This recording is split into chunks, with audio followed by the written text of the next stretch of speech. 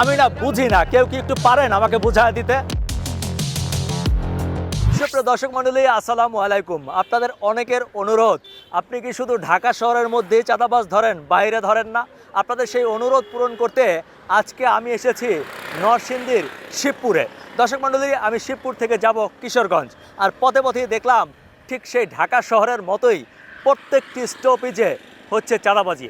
আমি এখানকার মানুষের সাথে কথা বললাম, দিনে রাতে প্রকাশ্যে, এমনকি রাত ৩টার সময়ও প্রত্যেকটি ট্রাক থেকে, বাস থেকে এবং ছোট ছোট অটো সিএনজি থেকেও হচ্ছে চাঁদাবাজি। এই জন্য দেখবার মতো কেউ নাই।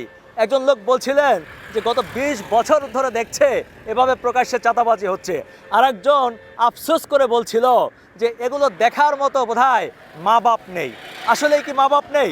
চলুন আপনাদেরকে একটু সরাসরি দেখাই যে প্রকাশ্যে এখানকার লোকজন কিভাবে চাঁদাবাজি করছে। আমার সাথে চলুন।